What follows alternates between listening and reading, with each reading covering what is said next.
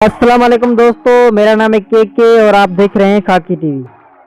दोस्तों, तालीमी इदारे बंद करने के हवाले से हुकूमत का बहुत बड़ा फैसला सामने आ गया है। अब कोरोना केस में भी तेजी से इजाफा हो रहा है। आखिरकार तालीमी इदारों की तहसीलात बढ़ाने का फैसला कर दिया गया है। आपने अभी तक हमारा चैनल सब्सक्राइब नहीं किया तो पहले चैनल को सब्सक्राइब करें और साथ वाले बेल आइकन को भी दबा दें।